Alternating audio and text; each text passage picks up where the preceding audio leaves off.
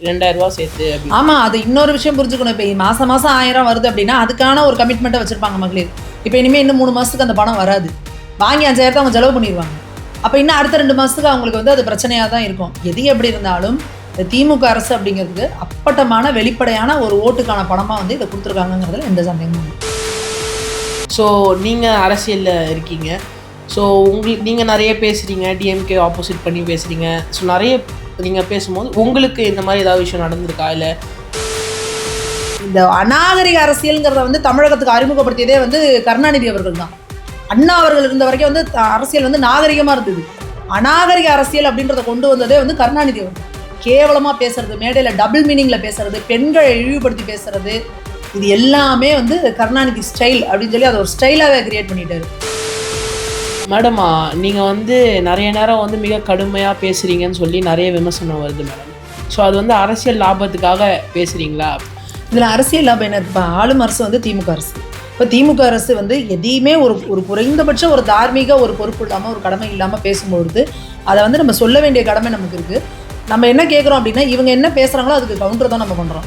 அப்போ அதுவே வந்து கடுமையாக இருக்குது அப்படின்னு. This video is sponsored by Fast Track, celebrating 25 years of excellence. Download your Fast Track app now. Cresco Cars, leading dealers of Maruti Suzuki. RR Collections, elegance in every thread. Top 4 call drivers, day or night, we drive for you. வணக்கம் and welcome to Times of Republics time stock with Santhosh Srinivasan. நிறைய பேர் நம்ம சேனலை subscribe பண்ணாமல் பார்க்குறீங்க, மறக்காமலாம் subscribe பண்ணிவிடுங்க. இன்றைக்கி நம்மளோட இணைஞ்சிருக்கும் கெஸ்ட் வந்து பார்த்திங்கன்னா பிஜேபி மகளிர் அணியை சேர்ந்த திருமதி சுமதி அவங்க தான். வணக்கம் மேடம். வணக்கம்மா. மேடம், டேரெக்டாக ஷோவில் போயிடலாம். ஸோ முதல்வர் அவர் வந்து 5000 ருபீஸ் கொடுத்துருக்காங்க. ஸோ அந்த 5000 ருபீஸ் கொடுத்துருக்கிறது வந்து இதில் வந்து என்னென்னா இது மூலயமா என்டிஏ கூட்டணி அப்படியே க்ளோஸாக க்ளீன் ஓட் எல்லாமே மாறிடுமா? டிஎம்கே ஜெயிச்சிருவாங்க? அப்படி ஒரு கற்பனையெல்லாம் ஊபிஸ்லாம் இருக்கிறாங்க, திமுகவில் இருக்கிறவங்க இருக்காங்க. ஆனால் நிச்சயமாக இது வந்து இதுக்கு பேக் ஃபயர் தான் ஆகும் திமுகவுக்கு. ஏன்னா அனைத்து மகளிருக்கும் 1000 ரூபாய் தருவேன் அப்படின்னு சொல்லிட்டு இவங்க கொடுத்தது வந்து அனைத்து மகளிருக்கும் 1000 ரூபாய் கிடையாது. ஆனால் அவங்க என்ன பண்ணாங்க, 1,31,00,000 கார்டுகளுக்கு மட்டும்தான் கொடுத்துருக்காங்க. இன்னும் 1 கோடி மகளிருக்கு கொடுக்கல. இங்கே என்ன பிரச்சனைனா, அந்த 5000 வாங்கின மகளிர் இருக்காங்கல்ல, 10 நாள் செலவு பண்ணிட்டு மறந்துடுவாங்க. ஆனால் வாங்காத 1 கோடி மகளிர் இருக்காங்கல்ல, அவங்கெல்லாம் செம்ம காண்டில் இருக்கிறாங்க. இன்றைக்கி நீங்கள் சோஷியல் மீடியாவில் பார்த்தீங்கன்னாவே எல்லோரும் வீடியோவை போட்டு எங்களுக்கு வந்து இது கேட்குறோம், அது கொடுக்க முடியல, தெருவில் ஒழுங்காக ரோடு போட முடியல, நீங்கள் உங்களுக்கு 5000 மட்டும் கொடுக்குறதுக்கு நிதி இருக்கா, எங்களுக்கு தண்ணி வர மாட்டேங்குது, ஆனால் உங்களுக்கு 5000 கொடுக்க நிதி இருக்கான்னு சொல்லி மகளிர் எல்லாரும், அதாவது இந்த 5000 வாங்காத மகளிர் எல்லாருமே ஒவ்வொரு ரக்கமும் வந்து வீடியோ போட்டு பேச ஆரம்பிச்சிருக்காங்க. வாங்கின மகளிருமே என்ன சொல்கிறாங்க அப்படின்னா, எங்களோட வரிக்காசை வாங்கி தானே நீங்கள் வந்து இது பண்ணுறீங்க. இன்றைக்கி ஒரு சாதாரண ஒரு அக்கா, ஒரு பூ கட்டுற அக்கா என்ன சொல்கிறாங்க பாருங்கள், என் பிள்ளைக்கு போய் துணி எடுக்கிறேன், அதுக்கு நான் டேக்ஸ் கட்டுறேன், நான் போயிட்டு இப்போ என் பையனுக்கு போயிட்டு இது வாங்குறேன், எது வாங்கினாலும் எங்கள் வீட்டுக்கு எந்த பொருள் வாங்கினாலும் நான் டேக்ஸ் கட்டுறேன்ல, எங்கள் டேக்ஸை வாங்கி தானே நீங்கள் இது பண்ணுறீங்க. இப்போ எல்லா வரியும் ஏற்றி வச்சிங்கல்ல, சொத்தி வரி ஏற்றுனீங்கல்ல, தண்ணி வரி ஏற்றுனீங்கல்ல, கரண்ட் பில்லை எவ்வளோ ஏற்றுனீங்க, இப்படி கொடுக்குற மாதிரி கொடுத்துட்டு இப்படி வாங்கிட்டு போகிறீங்க. இன்னொன்று, இப்போ 24 மணி நேரமும் ஒயின் ஷாப்பை திறந்து வச்சுருக்கிறீங்க. இந்த 5000 ரூபாய் போய் எங்கள் வீட்டாம்பில் 2 நாளில் குடிச்சிட்டு வந்துடுவார். இதில் என்னத்தை நீங்கள் கொடுத்தீங்க, இதுக்கு எதுக்கு உங்களுக்கு ஓட்டு போடணும் அப்படின்னு வாங்கின மகளிர் இப்படி பேசுகிறாங்க. அப்போ திமுகவுக்கு நிலைமை இப்போ எப்படி இருக்குது அப்படின்னா, இது எதுக்குடா இவ்வளோ நிதி நெருக்கடியில் நாம் ஒரு பெரிய மாஸ்டர் ஸ்ட்ரோக் பண்ணுறதா நினச்சிக்கிட்டு மாசிவ் ஸ்ட்ரோக் வந்தவங்க மாதிரி இழுத்துட்டு உட்காந்துருக்குறாங்க. அதுதான் இப்போ உண்மை. இப்போ இதில் இன்னொரு பூகம்பம் என்ன அப்படின்னு பார்த்தீங்கன்னா, இதிலே கல்லூரி மாணவர்களுக்கும் வந்து இவங்க வந்து 1000 ரூபாய் கொடுத்துட்ருக்காங்க. புதுமை பெண்கள் திட்டம், அப்புறம் தமிழ் புதல்வன் திட்டம், அந்த மாதிரி திட்டங்கள்லாம் மாணவிகளுக்கும் சில க்ரைட்டீரியாவில் 1000 ரூபாய் கொடுத்துட்ருக்காங்க. இப்போ அவங்க என்ன கேட்குறாங்கன்னா, இவங்களுக்குலாம் 5 மாதம் சேர்த்து போட்டிங்கல்ல, அந்த மாதிரி எங்களுக்கு 5 மாதம் நீங்கள் சேர்த்து போடுவீங்களா, எங்களுக்கு அந்த 5000 கொடுப்பீங்களான்னு மாணவர்கள் கேட்குறாங்க. முதியோர்கள் சிலர் பார்த்தீங்கன்னா முதியோர் பென்ஷன் வாங்குறாங்க. அப்புறம் வந்து கைம்பெண்கள், கணவனை இழந்தவங்களுக்குன்னு சில பென்ஷன் போயிட்டுருக்கு. அப்போ அவங்க என்ன கேட்குறாங்க, அப்போ எங்களுக்கும் 5000 போட்டு கொடுங்க, அது என்ன அவங்களுக்கு மட்டும் போடுறீங்கன்னு. ஸோ இப்போ இது என்ன இருக்குது அப்படின்னா, முதல்வர் போயிட்டு வந்து ஒரு தேன்கூட்டில் கை வச்ச மாதிரி அவரோட நிலைமை இன்னைக்கு இருக்குது. இதனால் பெரிய பெனிஃபிட் வரும், ஆகா தேன் எடுத்து அடாடையாக குடிக்க போகிறோன்னு நினச்சாரு. பயங்கரமாக கொட்டு வாங்கிட்டு மூஞ்சி வீங்கிட்டு உட்காந்துருக்காரு. அதான் உண்மை. அதாவது ஃபஸ்ட்டு அந்த 1000 ரூபா திட்டம் வரும்போதுமே சரி, அவங்க எல்லா மகளிருக்குமே தரேன்னு தான் சொல்லியிருந்தாங்க. அதுலேயுமே அவங்க வந்து இல்லை சில பேர் அதுக்கப்புறம் சொன்னாங்க செலக்டிவாக தான் தருவோம் அப்படின்னு சொன்னாங்க. அதுக்கப்புறம் லேப்டாப் வந்தாங்க. லேப்டாப் வரும்போது லேப்டாப் அதை வந்து எல்லாரும் அவங்க அந்த ஸ்டாலின் அவரை அழிச்சிட்டு எல்லாம் வேற எல்லாம் பண்ணாங்க. அதே மாதிரி தான் இப்போ அந்த 5,000 இதுவே எல்லாமே திமுகவுக்கு பேக் ஃபயராக தான் ஆகுது மேம். அதாவது 1 கோடி பெண்கள் இருக்காங்க. ஸோ அந்த 1 கோடி ஓட்டுமே வந்து யார் ஒப்பீனியனும் மாறாது அப்படின்னு எப்படி மேம் சொல்றீங்க? ஏன்னா இல்லைப்பா, பெண்கள் நீங்கள் ஒரு விஷயம் புரிஞ்சுக்கணும். இந்த 1000 ரூபாய் கொடுக்கறது அப்படின்றது வந்து உரிமை தொகைன்னு பேர் வச்சிருக்கீங்க. ஆனால் நீங்கள் என்ன பண்ணுறீங்க, ஓசி காசு வந்துருச்சா அப்படின்னு சொல்கிறீங்க. துரைமுருகன் எப்படி இழிவாக பேசுகிறாரு, பொன்முடி எப்படி பேசுகிறாருன்றதை பார்க்குறோம். இன்னொரு பக்கம் இன்றைக்கி பெண்களுக்கு பெரிய பிரச்சனையாக இருக்குதுன்னா இந்த டாஸ்மாக்கு, இன்னொன்று கஞ்சா. அப்போ அவங்க என்ன நினைக்கிறாங்க அப்படின்னா, நீ ஒரு 1000 ரூபாய் கொடுக்குறேன்னு கொடுத்துட்டு அதை அப்படியே வாங்கிட்டு போய் வீட்டுக்காரர் ஒயின் ஷாப்பில் கொடுக்குறாரு. இந்த பக்கம் பசங்க வெளியில் போனாங்கன்னா கஞ்சா அடிக்கிறாங்களா, என்ன மெத்து இது பண்ணுறாங்களா, போதை ஊசி போடுறாங்களான்னு ஒரு வீட்டில் ஒரு பையனோ இல்லை புருஷனோ வந்து குடிப்பழக்கத்துக்கோ போதைக்கோ அடிமையாகிறாங்கன்னா பெரிய அளவில் பாதிக்கப்படுறது வந்து வீட்டில் இருக்க பெண்கள் தான். அப்போ இந்த பெண்களுக்கு எப்படி இருக்குது அப்படின்னா, அப்பா சாமி நீ காசே கொடுக்க வேணாம், ஆளை விடு, எங்கள் வீட்டில் இருக்கிற ஆம்பளைங்களை வந்து போதைக்கு ஆளை அடிமையாக்காமல் இருந்தீங்கன்னா போதுங்கிற நிலைமைக்கு இன்றைக்கி வந்து பெண்கள் வந்திருக்காங்க. இதுலேயுமே பிரச்சனை என்ன அப்படின்னா, நீங்கள் வந்து இப்போ அந்த 5000 கொடுத்துருக்கீங்க இல்லையா, இப்போ எப்படி நம்ம என்டிஏ கூட்டணியை சேர்ந்தவங்களாம் என்ன கேள்வி கேட்டுருக்கோம்னா, நீங்கள் 28 மாதம் கொடுக்கவே இல்லை. நீங்கள் என்ன சொன்னீங்க, ஆட்சிக்கு வந்தோன்னா அனைத்து மகளிருக்கும் 1000 ரூபாய் நீங்கள், ஆனால் கொடுக்கல. தகுதியுள்ள மகளிர்னு 2023 செப்டம்பரில் தான் கொடுக்குறீங்க. அப்போ அந்த 28 மாதம் பெண்டிங். அப்போ நம்மளாம் என்ன கேட்குறோம், அந்த 28,000 எங்கே அப்படின்னு கேட்டோன்னா, இது பெண்களோட குரலாக மாறி இருக்கு. எங்களுக்கு முதல்ல 28 மாதம் கொடுக்கல, அதை எப்போ கொடுப்பீங்க அப்படிங்கிற கேள்வியும் எழும்பியிருக்கு. அப்போ இன்றைக்கி எப்படி ஆயிடுச்சு அப்படின்னா, திமுகங்கிறது வந்து வெளிப்படையாக ஓட்டுக்கு தான் காசு கொடுத்துருக்காங்க அப்படிங்கிறது வந்து அப்பட்டமாக மக்களுக்கே தெரிஞ்சிருக்கு. அப்போ மக்களோட கேள்வி என்னென்னா, இவ்வளோ லட்சமாக நீங்கள் கோடியாக, அதாவது லட்சம் கோடிகளில் நீங்கள் கொள்ளையடிச்சிட்டு கூட ஓட்டுக்குன்னு கொடுக்குற காசு என்ன பண்ணுறீங்க, அதையும் உங்கள் கையிலேருந்து கொடுக்காம வரி பணத்துலேருந்து எடுத்து எங்களுக்கு மாதம் கொடுக்குற 1000 ரூபாயில் ஏற்றி நீங்கள் 5000 கொடுக்குறீங்க அப்படின்னா, அப்போ நீங்கள் என்ன மாதிரியான இதில் இருக்கீங்க நீங்கள் அப்படின்றது தான் இன்றைக்கி பெண்களோட பார்வையாக இருக்குது.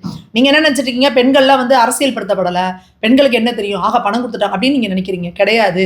இன்றைக்கி பெண்கள் தெளிவுபட ரொம்ப ஒரு கிராமத்தில் ரொம்ப அரசியல் அறிவே இல்லை, ரொம்ப நான் பெரிய அப்படியே அரசியல் ஞானம்லாம் கிடையாதுங்கிறவங்க கூட எங்கள் வரி காசை தானே கொடுத்தீங்க அப்படிங்கிறவங்க ஒரு பக்கமும், இன்னொரு பக்கம் இந்த 5000 கொடுத்தீங்க, 4000 கரண்ட் பில்லு கட்டினேன், 3000 சொத்து வரி கட்டினேன், 2000 தண்ணி வரி கட்டினேன், முடிஞ்சு போச்சு, எக்ஸ்ட்ரா தான் 5000 என் கையிலேருந்து போச்சு அப்படிங்கிற நிலமையில மக்கள் அந்த கடுப்புலையும் இருக்கிறாங்க. ஏன்னா எல்லாத்தையும் ஏற்றி வச்சுருக்கீங்க. அந்த கோவத்துக்கு நீங்கள் 5000 இல்லைங்க 50,000 கொடுத்தாலும் பத்தாதுங்க அப்படிங்கிறாங்க மகளிர். இல்லை, அந்த 5000மே வந்து அவங்க என்ன சொன்னாங்கன்னா, அடுத்த 3 மாதத்துக்கான 1000 ரூபா காசை வந்து அவங்க வந்து முன்கூட்டியே மொத்தமாக 5000 ரூபாவை கொடுத்துட்டேன், ஏன்னா அந்த ஸ்கீம் வந்து எலெக்ஷன் வரப்போகுது அதனால் ஸ்டாப் ஆகிடும்ன்ற மாதிரி சொன்னாங்க. ஆனால் அது அப்படி ஆகாது.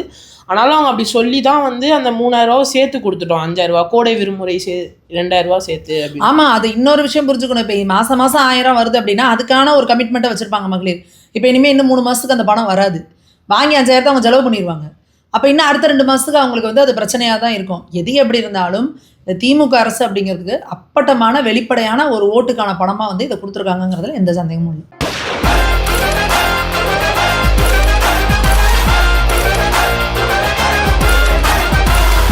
மேடம், பாலிடிக்ஸ் உள்ள வர நினைக்கிற பெண்களுக்கு வந்து நீங்கள் என்ன மேடம் சொல்ல நினைக்கிறீங்க?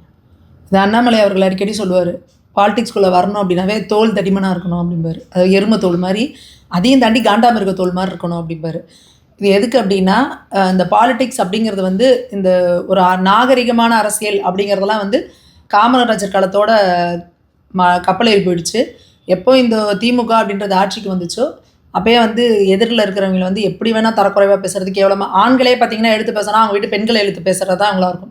அப்போ பெண்கள் பொது வழிக்கு வரோம் அப்படின்னா அவங்களால அதை வந்து ஏற்றுக்கவே முடியாது. அவங்கள பொறுத்த வரைக்கும் என்ன அப்படின்னா, பெண்ணுரிமை நான் தான் பெரிய அப்படிலாம் நினைப்பாங்க.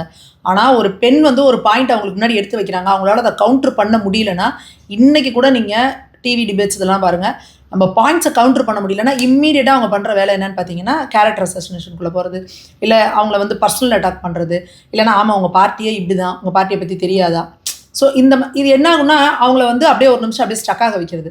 ஸோ அப்போ இப்போ பொதுவெளிக்கு வர பெண்கள் வந்து ரொம்ப வந்து இதில் வந்து ரொம்ப கான்ஷியஸாக இருக்கணும். இந்த எல்லா வகையான விமர்சனங்களுக்கும் நம்ம வந்து தயாராக இருக்கணும். நம்ம ஒரு வீடியோ போடுறோன்னா அந்த கீழே வந்து கமெண்ட்டில் வந்து பார்த்திங்கன்னா கேஷுவலாக வந்து அந்த நம்ம வைக்கிற ஆர்குமெண்ட்டுக்கு எவனுமே பதில் சொல்ல மாட்டாங்க. கண்டபடிக்கு நம்மளை கீழே வந்து திட்டுறது இது எல்லாமே பண்ணுவாங்க. இதெல்லாம் பண்ணுறது யாருன்னு பார்த்தீங்கன்னா ஓபிஸுங்க. ஆனால் நம்ம எதனோ ஒன்று நம்ம வார்த்தை ஒன்று தான் பேசினா, ஆகா பெண்களை இப்படி பேசலாமா, பெண்களோட கண்ணியம் என்ன, மாண்பு என்ன அப்படின்னு சொல்லி 3 பக்கத்துக்கு அறிக்கை விடுவாங்க. ஆனால் திமுகவை பொறுத்த வரைக்கும் பெண்களை எந்த அளவுக்கு நீங்கள் சிவாஜி கிருஷ்ணமூர்த்தி எடுத்து பாருங்கள், சைதை சாதிக்க அவங்கள பாருங்கள், அவங்கள பாஜகவில் இருந்த அவங்க குஷ்புக்காவை பற்றி எப்படிலாம் பேசி நம்ம எத்தனையோ வருஷங்கள், அப்போ நான்லாம் வந்து ரொம்ப சின்ன பிள்ளையாக இருந்தப்போ அவங்க வந்து சினிமா ஃபீல்டில் இருந்திருக்காங்க. சினி ஃபீல்டுங்கிறது எந்த அளவுக்கு ஒரு பெரிய இதாக இருக்கும், அங்கே எப்படி ரூமர்ஸ் இது பண்ணுவாங்க, அதெல்லாம் கடந்து வந்தவங்க கூட இந்த வீடியோ அவங்க பேசினப்போ வந்து அழுதுட்டு வந்து ப்ரெஸ் மீட் கொடுத்தாங்க புஷ்போக்கா. ஏன்னா என்னதான் நீங்கள் பெரிய போல்டு, நான் பெரிய அரசியல்வாதி, என்ன லீடர் எப்படி தான் இருந்தாலும் எல்லாருக்கும் ஒரு குடும்பம்னு ஒன்று இருக்குது, அவங்க குழந்தைங்கன்னு ஒன்று இருக்குது. ஸோ நீங்கள் ஒரு விஷயத்தை ஒருத்தவங்களை வந்து அந்த பர்சனலாக அட்டாக் பண்ணுறதோ இல்லை இது பண்ணுறதோ அந்த ஃபேமிலியை பாதிச்சு. ஏன்னா ஒரு ஆம்பளைனா அவனோட நின்றோம் அந்த விஷயம். ஆனால் ஒரு பெண்ணை நீங்கள் அட்டாக் பண்ணிங்கன்னா அந்த ஃபேமிலி எஃபெக்ட் ஆகும். ஒரு விமன் வந்து கொலாப்ஸ் ஆகிறாங்க அப்படின்னா ஃபேமிலி கொலாப்ஸ் ஆகிடும். ஸோ அப்போ பாலிடிக்ஸ்க்கு வர உமன் வந்து ரொம்ப தெளிவாக உங்களோட ஃபஸ்ட் ப்ரியாரிட்டி ஃபேமிலியாக இருக்கணும். ஸோ நீங்கள் குடும்பத்தை பார்த்துட்டு தான் பாலிடிக்ஸ்க்கு வரணும். நீங்கள் பாலிடிக்ஸில் நடக்கிற ஏதோ ஒரு விஷயம் உங்கள் குடும்பத்தை அஃபெக்ட் ஆகிடக்கூடாது. அதனால் நீங்கள் அதில் ரொம்ப தெளிவாக இருக்கணும். இன்றைக்கி பாலிடிக்ஸ்க்கு நம்ம இல்லைன்னா நமக்கு இன்னும் 100 தலைவர்கள் வந்து கிடைப்பாங்க ஒவ்வொரு கட்சிக்குமே. ஆனால் நம்ம குடும்பத்துக்கு நம்மளை விட்டால் வேறு யாருமே கிடையாது. நம்ம குழந்தைங்களுக்கு நம்ம மட்டும்தான் அம்மா. அந்த பாயிண்ட் வந்து நம்ம ரொம்ப ரொம்ப தெளிவாக இருக்கணும். அதை ரொம்ப ஆழமாக காலை வச்சுக்கிட்டு, ஏன்னா நம்மளோட வேர் ஸ்ட்ராங்காக இருந்தால் தான் நம்ம எவ்வளோ உயரத்துக்கு வேணால் வளர்ந்து போகலாம். நம்மளோட வேர் நம்மளோட குடும்பமாக இருக்கணும்.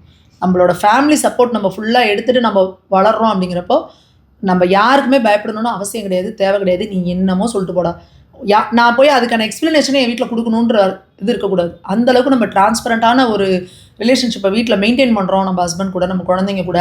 நம்ம குழந்தைங்களும் நாளைக்கு வந்து இப்போ டீனேஜர்ஸாக வராங்க அப்படின்னா, என்னம்மா அவனை இப்படிலாம் திட்டுறாங்க, என்னம்மா அவனை இப்படிலாம் இது பண்ணுறாங்க அப்படின்னா அந்த குழந்தைங்க நீ அதெல்லாம் போகாத, எனக்கு இதாக இருக்குது ஒரு இதில் அவங்க ஒரு ஸ்டேஜுக்கு இது பண்ணுறாங்கன்னா உங்களுக்கு அது ஒரு செட்பேக். ஏன்னா நீங்கள் பாலிடிக்ஸுங்கிறதே வந்து யார் பெண்களுக்கு வந்து அப்படியே ரெட் கார்பெட் போட்டு வாமா வாமா அப்படிலாம் பண்ண மாட்டாங்க.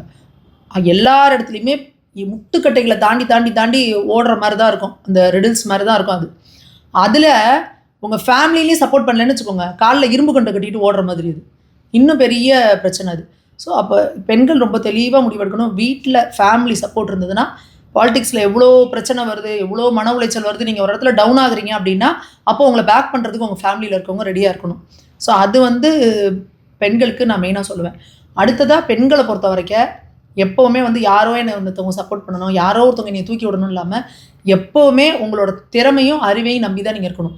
பெண்கள் அப்படின்னா உடனே இன்றைக்கி கூட இந்த காலகட்டத்தில் 26 கூட நீங்கள் பார்த்தீங்கன்னு வச்சுக்கோங்களேன், ஒருத்தவங்களோட ஐடிக்கு வந்து நிறைய லைக்ஸ் வருது, ஒருத்தவங்களோட வருதுன்னா அம்மா நீங்கள் லேடிஸுங்க உங்களுக்குலாம் லைக்காக போட்டுருவாங்க அப்படிம்பாங்க. அப்படி கிடையாது. லேடிஸ் 1,00,000 பேர் ஐடி ஓப்பன் பண்ணுறாங்க, எல்லாருக்குமே வந்து இவ்வளோ ஃபாலோவர்ஸ் வந்துடுறாங்களா? அப்போ ஆண்களால் இன்றைக்குமே ஏற்றுக்க முடியாது. அந்த பொண்ணு நல்லா அழகாக இருக்குது, அது ஈனி இழிச்சிக்கிட்டு ஒரு வீடியோ போட்டால் எல்லோரும் பார்ப்பாங்க.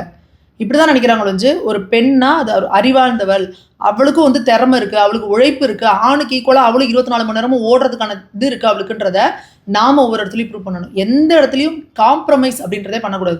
என்னோட திறமைக்கும் என்னோட தகுதிக்கும் எனக்கு அதை கொடுத்தா கொடு, இல்லையா நகர்ந்துக்கிட்டே இரு. எப்போவுமே திறமைக்கான மதிப்பு. இப்போ கோல்டு இருக்குன்னு வச்சுக்கோங்க, கோல்டு விலை ஏறிக்கிட்டே தான் போகுது. வேணுமா நீ வந்து கோல்டை வாங்கிக்கோ, இல்லையா உனக்கு என்ன தேவையோ நீ வாங்கிட்டு போ. கோல்டு வந்து ஐயோ என்னால் இத்தனை பேரால் வாங்க முடியலேன்னு நான் 10 ரூபாய்க்கோ 5 ரூபாய்க்கோ விற்கிறது கிடையாது. ஸோ அதுபோல் உங்களோட திறமையை நீங்கள் எப்போவும் வளர்த்துக்கிட்டு உங்களை நீங்கள் அப்ஸ்கில் பண்ணிக்கிட்டே போக யார்கிட்டையும் எந்த இடத்துலையும் நீங்கள் காம்ப்ரமைஸ் அப்படின்ற இடத்துக்கே போகக்கூடாது. எந்த இடத்துலையும் நம்ம டெஸ்பரேட்டாக ஐயோ எனக்கு நீங்கள் இது இல்லைன்னா அவ்வளோதான் அப்படின்னு நம்ம போகிறப்ப தான் நம்மளை வந்து மித்தவங்க மிஸ்யூஸ் பண்ணுறது இதெல்லாம் நடக்கும். என் திறமைக்கு இதை கொடுத்தா கொடு, இல்லையாண்ணே எனக்கு தேவையில்லை அப்படின்ற இடத்துல பெண்கள் எப்போ தங்களோட திறமைகளை வளர்த்தி திறமைகளை முன்னிறுத்தி எந்த இடத்துலையும் அந்த பொண்ணா ஒரு பெண்ணுங்கிற வந்து அழகை வச்சு அவங்கள வந்து ஐடென்டிஃபை பண்ணக்கூடாது. என்றைக்குமே அவங்களோட அறிவை வச்சு, அவங்களோட திறமையை வச்சு, அவங்களோட உழைப்பை வச்சு தான் ஐடென்டிஃபை பண்ணணும். யாராவது ஒரு பையனை பார்த்து நீங்கள் அந்த பையன் செம்ம அழகாக இருக்கான்ப்பா அப்படின்னு நம்ம சொல்லுவோமா? அவனோட படிப்பு, அவன் திறமை, அவன் எவ்வளோ சம்பாதிக்கிறான், அவன் தொழில், இது தானே சொல்கிறோம். ஆனால் ஏன் ஒரு பெண்ணை வந்து சொல்கிறதுனா மட்டும் ஒன்றா அவங்களோட குடும்பத்தில் இருக்கவங்களை சொல்கிறீங்க, அப்படி இல்லைன்னா என்ன பண்ணுறீங்க, அந்த பொண்ணு ரொம்ப அழகாக இருக்குது, இல்லை அந்த பொண்ணு அழகாக இருக்கிறதுனால இந்த மாதிரியான விஷயங்கள்லேருந்து நம்ம முதல்ல வெளியில் வரணும். அவங்களுக்குள்ளேயும் நிறைய அறிவார்ந்த விஷயங்களுக்கு அதை யார் இது பண்ணணும்னா பெண்கள் முதல்ல கொண்டு வரணும். எல்லா இடத்துலையும் தன்னை வந்து ஒரு அறிவு சார்ந்தவளாக வந்து அவங்க வந்து பெண்கள் வந்து அதுவும் மெயினாக அரசியலில் இருக்க பெண்கள் தங்களோட அறிவை எவ்வளோக்குள்ள வளர்த்துக்கிறாங்களோ, எவ்வளோக்குள்ள விஸ்தாரப்படுத்திக்கிறாங்களோ அந்த அளவுக்கு அவங்க வந்து அவாய்ட் பண்ண முடியாத ஒரு இடத்துக்கு வளர்ந்து போய்கிட்டே இருப்பாங்க. அதுதான் அரசியலில் இருக்க பெண்களுக்கு நம்ம சொல்கிறது. உங்களோட தைரியம், தன்னம்பிக்கை, உங்களோட குடும்பம், உங்களோட அறிவு. நீங்கள் எந்த அளவுக்கு நீங்கள் வந்து நிறைய படிக்கிறீங்க, நீங்கள் உங்களை வந்து அப்ஸ்கில் பண்ணிக்கிறீங்கிறத பொறுத்து அரசியலில் நீங்கள் வளர்ந்துட்டு. அதை அப்படியே கனெக்ட் பண்ணி ஒரு கொஸ்டின் மேடம். ஸோ நீங்கள் அரசியலில் இருக்கீங்க, ஸோ நீங்கள் நிறைய பேசுகிறீங்க, டிஎம்கே ஆப்போசிட் பண்ணி பேசுகிறீங்க. ஸோ நிறைய நீங்கள் பேசும்போது உங்களுக்கு இந்த மாதிரி ஏதாவது விஷயம் நடந்திருக்கா, இல்லை யாரும் உங்களை வந்து த்ரெட்டன் பண்ணுற மாதிரியோ இல்லை அந்த மாதிரி ஏதாவது நடந்திருக்கா? சோஷியல் மீடியாவில் நம்மளை வந்து இது பண்ணுவாங்களே விழிஞ்சு நேரடியான மிரட்டல் அந்த மாதிரி இல்லை. சில நேரங்களில் வந்து நமக்கு இதுலேருந்து கால் வரும், சில த்ரெட் இருக்குது, நீங்கள் இந்த இடத்துக்கு நைட்லலாம் போகாதீங்க, இங்கேருந்து பிரச்சனை இருக்குது, ஸோ இந்த மாதிரி வீடியோஸ் போடாதீங்க அப்படின்னு சொல்லிட்டு நமக்கு அங்கே நம்மளோட லோக்கல் இதுலேருந்து நம்மளை இது பண்ணுவாங்க.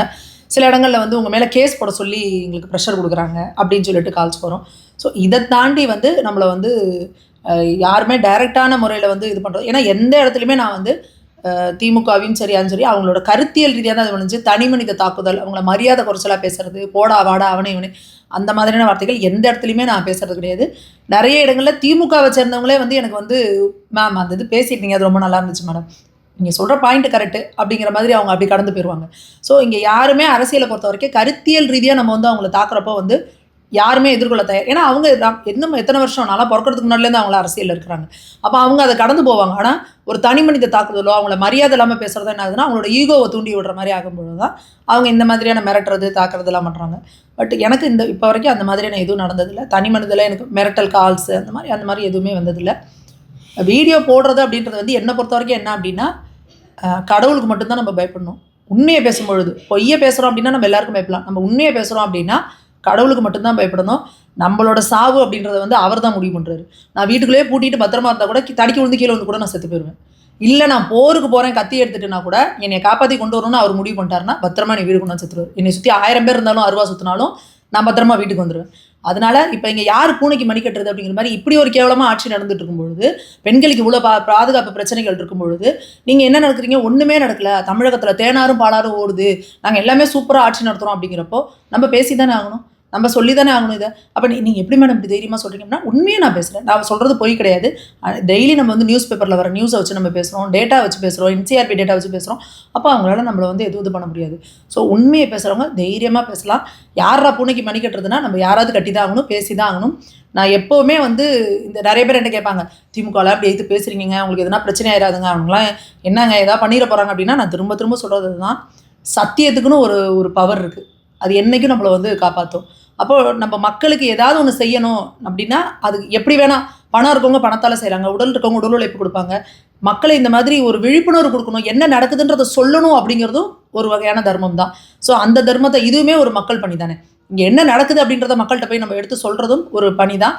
அதை செய்கிறதுக்கு வந்து கடவுள் எனக்கு ஒரு வாய்ப்பு கொடுத்துருக்காரு அப்படிங்கிறப்போ அதை எந்த ஒரு பயமும் இல்லாமல் தைரியமாக செய்கிறது வந்து எனக்கு வந்து சந்தோஷம் தான். மேடம் பெண்கள் பற்றி சொல்லும் போது திரு நயினார் நாகேந்திரன் அவர் வந்து ஒரு சில விஷயம் சொல்லியிருந்தார். அது ஒரு நடிகையை பற்றி சொல்லியிருந்தார். அது பெரிய இஷ்யூவாச்சு. ஸோ அதை பற்றின உங்கள் கருத்து என்ன மேடம்? நயினார் நாகேந்திரன்னா எந்த அளவுக்கு வந்து பண்பாக பேசுவார், எப்படி எல்லாரையும் மரியாதையோடு நடத்துவார் அப்படின்றது உங்களுக்கே தெரியும். எல்லா ப்ரெஸ் மீட்லேயும் இது வரைக்கும் பார்த்துருப்பீங்க. அவர் அந்த வெளியில் வரும்பொழுது அந்த வார்த்தையை யூஸ் பண்ணுறாரு. அதாவது என்னென்னா ஒரு அந்த நடிப்பை விட்டு அவர் முதல்ல வெளியில் வரணும், சினிமாவை விட்டு அடுத்து அவர் வீட்டை விட்டு வெளியில் வரணும் அப்படின்ற கான்டெக்ஸ்டில் பேசும்பொழுது அவங்க அந்த நடிகையோட பேரை எடுத்து அவர் வந்து பேசிட்டார். அதுக்கு எங்களோட மகளிர் அணி தேசிய தலைவி வானதி அக்கா வருத்தம் தெரிவித்தாங்க. அவரை நேரில் பார்க்கும்பொழுது கேட்பேன் அப்படின்னாங்க. தொடர்ந்து எல்லாரும் இது பண்ணோன்னா நயினார் நாகேந்திரனாவே வந்து இல்லை நான் ஏதோ அந்த மாதிரி பேசியிருக்கக்கூடாது, நான் பேசியிருந்தது வந்து யாருக்காவது மனசு புண்பட்டுருந்தா நான் வருத்தம் தெரிவிக்கிறேன் அப்படின்றத அவர் வந்து வருத்தம் தெரிவிச்சிட்டாரு. ஆனால் இதில் நீங்கள் ஒரு விஷயம் பார்க்கணும், இதுக்கு யாரெல்லாம் கண்டனம் தெரிவிக்கிறா அப்படின்னு பார்த்தா கனிமொழி அக்கா, தமிழச்சி தங்கபாண்டியன், திமுகவில் இருக்கிற உடன்பிறப்புகள்லாம் வந்து இப்படி வந்து ஒரு நடிகையை பேசலாமா, இதெல்லாம் அரசியல் மாண்பான்னு கேட்குறாங்கன்னா நீங்கள் கண்ணாடியை பார்த்து காரி துப்பிக்கிறீங்கன்னு தானே அர்த்தம். இதே சைதை சாதிக்கு வந்து குஷ்பு அக்காவை பற்றி எவ்வளோ கேவலமாக பேசினாங்க. அப்போ கனிமொழி அக்காவும் தமிழச்சி தங்கபாண்டியன் எங்கே போனாங்க? இந்த சிவாஜி கிருஷ்ணமூர்த்தி எவ்வளோ கேவலமாக பேசினார். சிவாஜி கிருஷ்ணமூர்த்தியை கட்சியை விட்டே நீக்குனீங்க, எப்படி இடைக்காலமாக திருப்பி உங்கள் கட்சிக்குள்ளே கொண்டாந்துட்டீங்க. தயாநிதி மாறன் என்ன சொன்னார், இன்னைக்கு தமிழ்நாடு முழுக்க மீம் கிரியேட் பண்ணுறாங்கனாவே அதுக்கு டெம்ப்ளேட்டே எங்கள் சிவாஜி அண்ணன் தான், அவரை மாதிரி பேசவே முடியாதுன்றார். விக்கமா இல்லை உங்களுக்கு? அதுக்கு அடுத்து உதயநிதி ஸ்டாலின் ஸ்டார் கேம்பெயினருங்கிறாரு, ஸ்டார் பேச்சாளராம். ஆனால் கருமத்தையே, உங்கள் ஸ்டார் பேச்சாளரோட பேச்சு லட்சணமே இதானா? கெட்ட வார்த்தையில் பேசுகிறதா ஸ்டார் பேச்சாளரா? பெண்கள் இழிவாக பேசுகிறதா ஸ்டார் பேச்சாளரா? எவ்வளவு இழிவாக எவ்வளோ கேவலமாக பேசுகிறீங்க. ஒரு பெண் வந்து எனக்கு எங்கள் வீட்டுக்காரை விட விஜயை பிடிக்குன்றாங்க. அது அவங்க வீட்டுக்காரரே ஸ்போர்ட்டிவாக எடுத்துக்கிறாரு. அதை பிடிக்கும்னா என்ன அர்த்தம்? ஒரு நடிகராக பிடிக்கும். நாளைக்கு வீட்டுக்காருக்கு காய்ச்சனா வீட்டுக்கார உட்காந்து பார்க்கமா, விஜய்க்கு காய்ச்சனா விஜய் போய் பார்ப்பாங்களா? பிடிக்கும்னா என்ன அர்த்தம்? நடிகராக பிடிக்கும். அதை சொல்கிறதுக்கு என்ன? அந்த பொண்ணை எவ்வளோ இழிவாக சொன்னார். சிவாஜி கிருஷ்ணமூர்த்தி எப்படி மேடையில் பேசினார்? அந்த பொண்ணுக்கு குடும்பம் இருக்குல்ல, அந்த பொண்ணோட கணவர் பார்த்துட்டு இருப்பார்ல. இப்போ சிவாஜி கிருஷ்ணமூர்த்தியோட பொண்டாட்டியை பற்றி யாராவது இழிவாக பேசினா போய் நீ செவிலில் விடுவல்ல. அப்போ நீ ஒரு பொண்ணு மீடியாவில் பேசிடுச்சு அப்படின்னா அந்த பொண்ணுக்கு பற்றி நீ என்ன வேணால் இழிவாக பேசுவியா? அப்போலாம் இந்த மாண்பு எங்கே போச்சு? தமிழச்சி தங்கபாண்டியன்லாம் எங்கே போனாங்க? கனிமொழினா எங்கே போனாங்க? அப்போ இவங்க இன்னுமா நான் ஒரு இதிலே பேசியே போட்டிருந்தேன். இந்த திமுக அப்படின்றதே வந்து பெண்களை எவ்வளவு இழிவாக பேசியிருக்காங்க. இந்த சிவாஜி கிருஷ்ணமூர்த்தி சைதை சாதிக்கெல்லாம் விட்டுருங்க, கலைஞர் பேசுனதெல்லாம் எடுத்தீங்கன்னு வச்சுக்கோங்க, நீங்கள் இன்னும் இதுக்கு ஒரு தனியாக அதுக்குன்னு ஒரு எபிசோடு கூப்பிடுங்க. கலைஞர் என்னென்னலாம் பெண்கள் இழிவாக பேசியிருக்காருன்னு சொல்லிட்டு 1 ஹவருக்கு பேசலாம். அவ்வளவு கேவலமாக பெண்களை பேசினவர் வந்து கலைஞர். கருணாநிதி அவர்கள். புரியுதா? இவங்க வந்து சாத்தான் வேதம் ஓதுதான் அப்படிங்கிற மாதிரி இவங்க பாஜக இருக்கவங்களுக்கு வந்து பண்பு சொல்லி கொடுக்கணுன்ற அவசியமே கிடையாது. அவங்க இன்னொன்று இன்னைக்கு எலெக்ஷன் நடக்க போகுது. அவங்கவுங்க ஒரு ப்ரெஷரில் அப்படியே ஓடிட்டு இருக்கப்போ நீங்கள் டபக்குன்னு மைக் நீட்டி கேட்குறப்ப அவங்க என்ன மூட் ஸ்விங்கில் இருப்பாங்க, என்ன ப்ரெஷரில் இருப்பாங்கன்னு தெரியாது. ஏதோ ஒன்று கேட்குறப்ப டக்குன்னு அப்போ நீங்கள் என்ன பண்ணுறீங்க, அப்படியே காத்துக்கிட்டு இருக்கு இந்த மீடியா. பாரு ஓடியா மீடியாங்கிற மாதிரி என்னடா சிக்கும் இவங்களை எப்படா கோத்து விடலான்னு சொல்லி உடனே அவங்களை கொண்டு மைக் நீட்டி பாருங்க அவங்கள பற்றி இப்படி சொல்லிட்டாங்க, என்ன சொல்கிறீங்க அப்படி. இதே இந்த திமுக காரங்க எது பண்ணாங்களா, அதுக்கு நீங்கள் யாராவது ஸ்டாலின் போய் மைக் நீட்டணும்ல. என்னங்க சைதை சாதிக்கு இந்த மாதிரிலாம் பேசிட்டாரு, இதுக்கு என்னங்க உங்க கருத்து? ஏங்க சிவாஜி கிருஷ்ணமூர்த்தி இப்படி பேசிட்டாரு, உங்க கருத்து என்ன? உதயநிதி கேட்கணும்ல. ஸ்டாலின் ஏன் அந்த மீடியா கலை செய்ய மாட்டேங்கிறீங்க?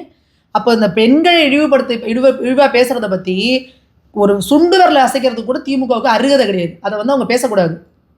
அனந்தநாயகி அம்மா வந்து திராவிட நாடு எங்க இருக்கு அப்படின்னு சொல்லி கேட்டதுக்கு கலைஞர் வந்து என்ன சொல்றாரு அப்படின்னா, நாடாவை அவிழ்த்து பாவாடையை தூக்கிப்பாரு தெரியும்னாரு ஒரு பெண்ணை பார்த்து.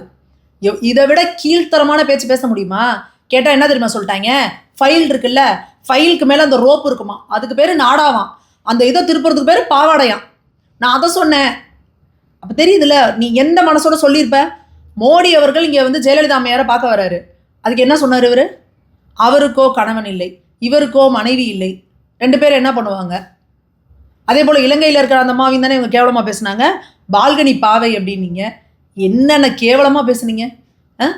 அம்மையாரை வந்து செல்வின்னு சொல்கிறீங்க, அவங்க செல்வியா? இந்திரா காந்தி அம்மையார் என்ன சொன்னீங்க, இவங்களே கல் எடுத்து ஒரு பிரதமரை தமிழகத்துக்கு வந்த பிரதமரை கல் எடுத்து அடிச்சுட்டு அந்த அம்மாவுக்கு மண்டை உடச்சி ரத்தம் ஊற்றுது. என்னங்க ரத்தம் வந்துருச்சு அப்படின்னா அந்த அம்மா மாதவிடாயாக இருக்கும். உன் வீட்டு பொம்பளை பேசுவியா அது மாதிரி? உன் வீட்டு பொம்பளைக்கு வந்து இந்த மாதிரி ரத்தம் வந்து மாதவிட ரத்தம் சொல்வியா நீ? உங்கள் வீட்டு பொண்ணு 2G ஸ்கேமில் மாட்டி டெல்லியில் இருக்காங்கன்னா டெல்லியில் போய் உட்காந்துருந்தீங்கல்ல அழுதுகிட்டு, ஐயோ என் பொண்ணு வந்து ஜெயிலில் இருக்குமான்னு. இப்போ நீங்கள் பெற்று வளர்த்த மாதிரி தானே ஊரான பெற்று வளர்த்துருப்பாங்க. ஜெயலலிதா அம்மாவையும் அப்படி தானே அவங்க அம்மா வளர்த்துருப்பாங்க. இந்திரா காந்தி அம்மையாரையும் அப்படி தானே அவங்க அம்மா வளர்த்துருப்பாங்க. அரசியலுக்கு வந்ததுனால நீங்கள் என்ன வேணால் கேவலமாக பேசுவீங்களா அவங்கள? அப்போது நான் உங்கள் குடும்பத்தில் இருக்க பெண்கள்லாம் அப்படியே பொத்தி வச்சுக்கணும், அவங்களெல்லாம் அப்படியே ஹைலி டிக்னிஃபைடாக வச்சுப்பீங்க. தெருவில் அரசியல் எதிரில் இருக்கிற பெண்களெல்லாம் என்ன வேணால் கேவலமாக பேசுவீங்க. இந்த அநாகரிக அரசியலுங்கிறத வந்து தமிழகத்துக்கு அறிமுகப்படுத்தியதே வந்து கருணாநிதி அவர்கள் தான். அண்ணா அவர்கள் இருந்த வரைக்கும் வந்து அரசியல் வந்து நாகரிகமாக இருந்தது. அநாகரிக அரசியல் அப்படின்றத கொண்டு வந்ததே வந்து கருணாநிதி அவர்கள். கேவலமாக பேசுறது, மேடையில் டபுள் மீனிங்கில் பேசுறது, பெண்களை இழிவுபடுத்தி பேசுறது, இது எல்லாமே வந்து கருணாநிதி ஸ்டைல் அப்படின்னு சொல்லி அதை ஒரு ஸ்டைலாகவே கிரியேட் பண்ணிட்டாரு. அதை வந்து இவங்க வந்து இந்த பேசுறதுக்கு வந்து திமுகவுக்கு அருகதே கிடையாது.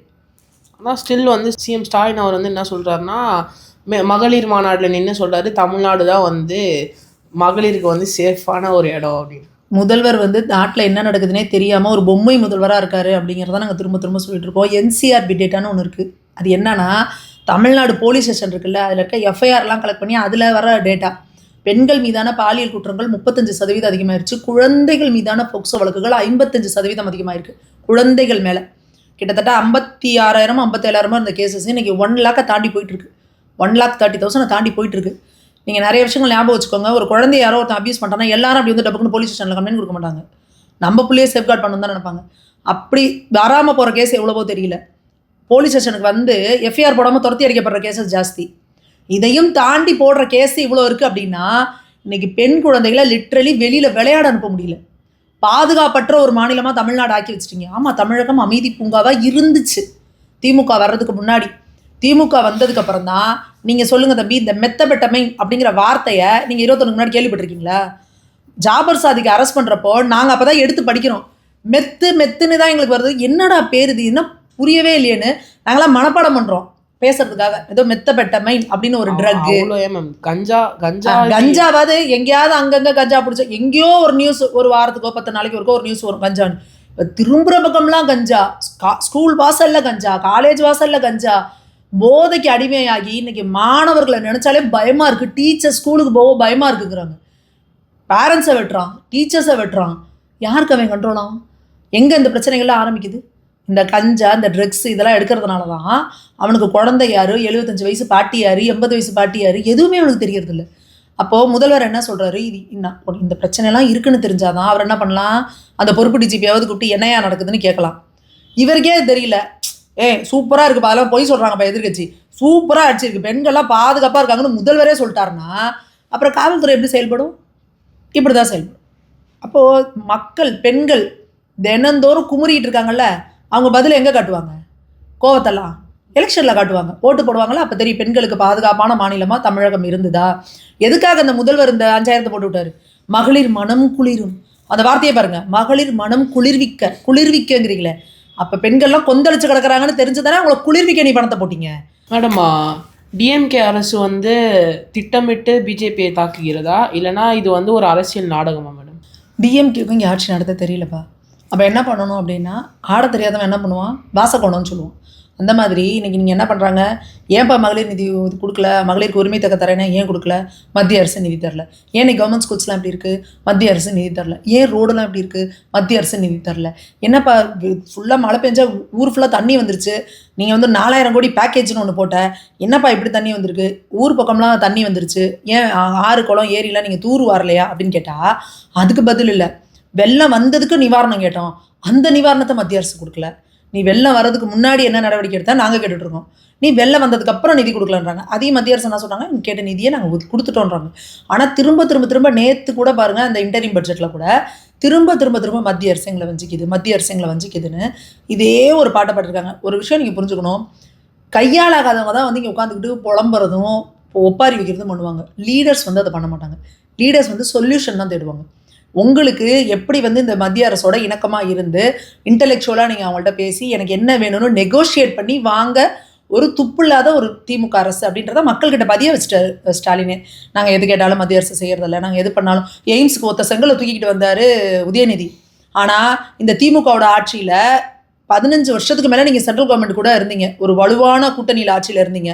எத்தனை எய்ம்ஸை நீங்கள் எய்ம்ஸ் கேட்க வாங்கலை, உங்கள் ஆட்சி காலத்தில் செய்ய முடியல. ஏடிஎம்கேல எடப்பாடி அவர்கள் வந்தப்போ தானே அதுக்கு வந்து அடிக்கல் நாட்டினாங்க. ஏன் திமுக இங்கே தமிழ்நாட்டில் இருந்தப்போ தமிழ்நாட்டுக்கு ஒரு எய்ம்ஸ் கேட்டு வாங்க முடியல? காங்கிரஸ் கூட எவ்வளோ வலுவாக இருந்தீங்க. அப்போது இன்றைக்கி கட்டிடம் முழுசாக எழும்பிருச்சு, இப்போ மோடி அவர்கள் திறப்புக்கு வராரு. ஆனால் நீங்கள் என்ன போய் சொல்லிட்டு இருக்கிறீங்க, போன மாதம் வரைக்கும் அங்கே ஒன்றுமே எழுப்பல, காம்பவுண்ட் சோறு கூட இல்லை. அப்போது கண்ணுக்கு எதுக்கிற மதுரை மக்கள் பார்க்குறாங்க, அவ்வளோ பெரிய பில்டிங் எழும்பியிருக்கு, அதையே ஒன்றும் இல்லை வெறும் முட்டை அப்படிங்கிறீங்கன்னா, அப்போ நீங்கள் கண்காணாத விஷயத்துக்கு எவ்வளோ பொய் பேசுவீங்க மக்கள்கிட்ட, எவ்வளோ பொய்ய சொல்லுவீங்க. அப்போ இந்த இன்டரிம் பட்ஜெட்டில் பாருங்கள், ஒரு இந்தியா பட்ஜெட்டு உலகம் இந்தியா முழுக்க இருக்கிற அத்தனை மாநிலங்களுக்கு பட்ஜெட்டே ஒரு 1.5 மணி நேரத்தில் முடிச்சுட்டு போயிட்டாங்க. இவர் உட்காந்து 2.5 மணி நேரம் வாசிக்கிறார் நாயனத்தை. யார்? தங்கம் தென்னரசு. எங்கள் முதல்வர் அப்படி, எங்கள் முதல்வர் இப்படி, எங்கள் முதலாளி தங்க முதலாளிங்கிற மாதிரி புகழ்ந்து தீக்கிறார். எப்பா நீ என்னப்பா பட்ஜெட்டு படிக்க வந்தியா, இல்லை ஒரு பாட்டு பாட வந்தியா?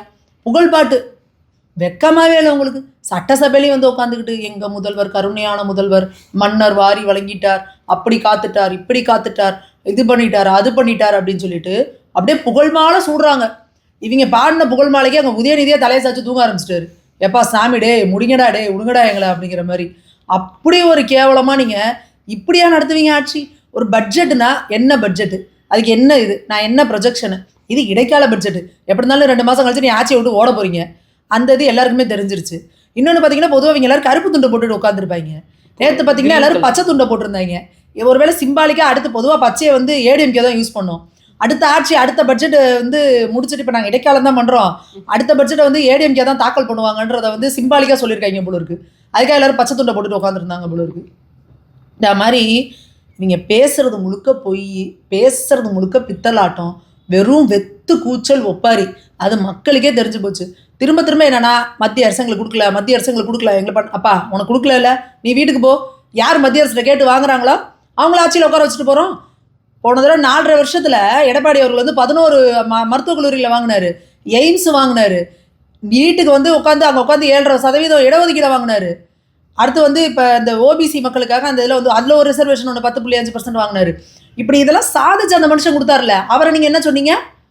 அவருக்கு தவழ்ந்து போகிறாரு. நீங்களாம் படுத்தே விட்டார, படுத்துட்டீங்களே நீங்கள். இப்போ எப்படி எனக்கு என்னோட மாநிலத்துக்கு இதெல்லாம் வேணும்னு செய்கிற மனுஷன் தவழ்ந்து போகிறவர், நீ ஒன்றுமே பண்ணாமல் ஐயோ என்னால் முடியல கொடுக்க மாட்டேங்கிறேன் ஒப்பாரி வைக்கிறேன், நீங்கள் முதுகெலும்பு உள்ளவங்களா? மக்கள் யோசிப்பாங்கள்ல இதை.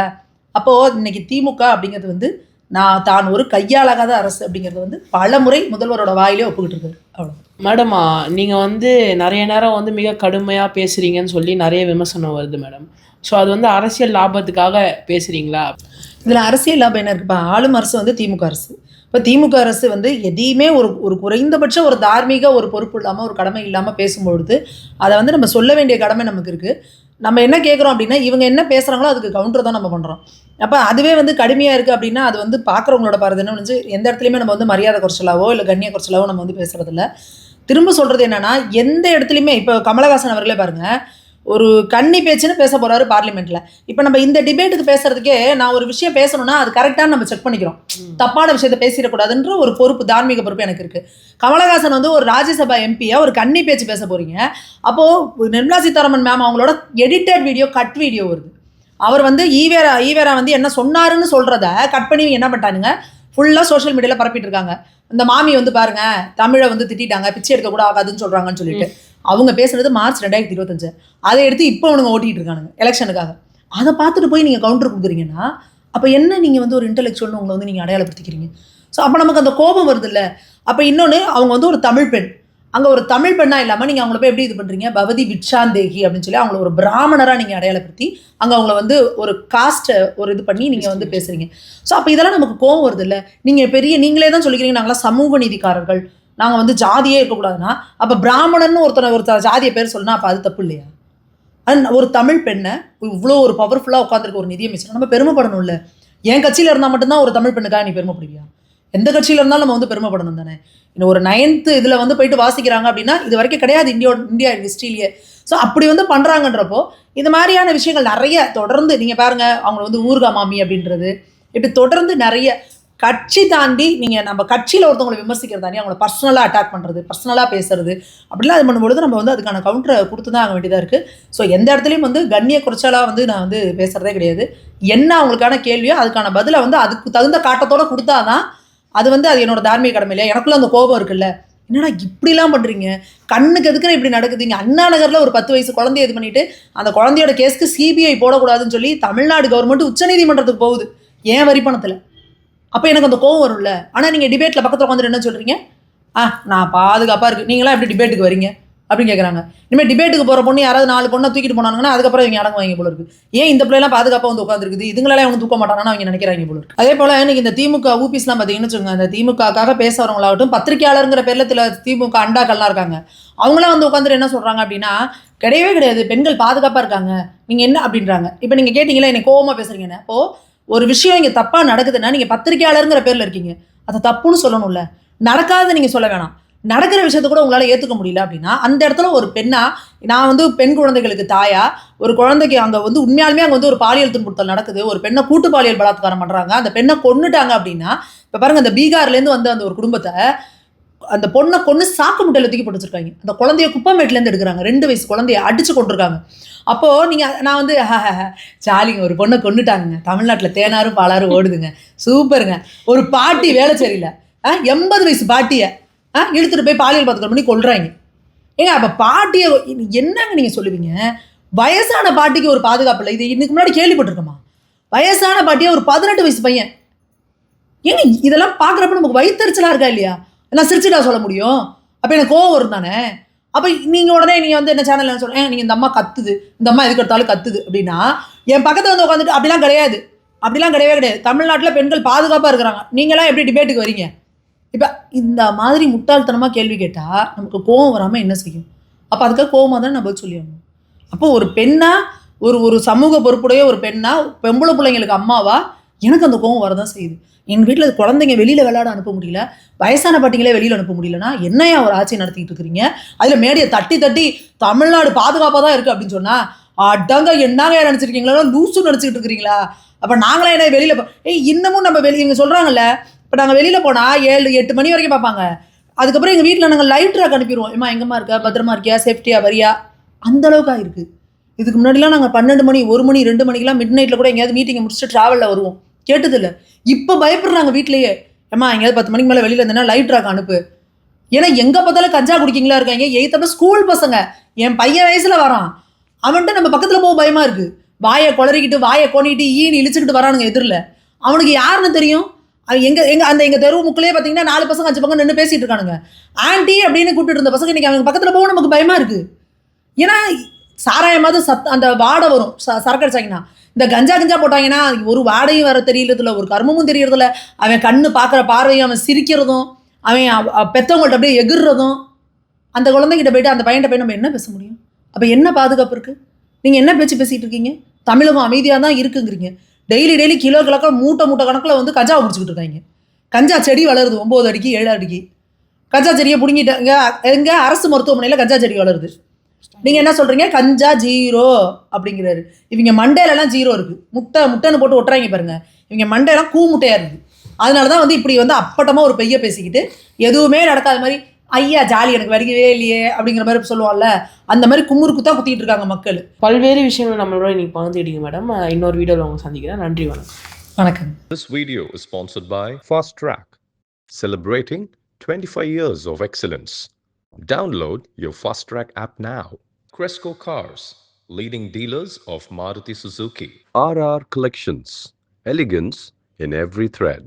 Top 4 call drivers, day or night, we drive for you.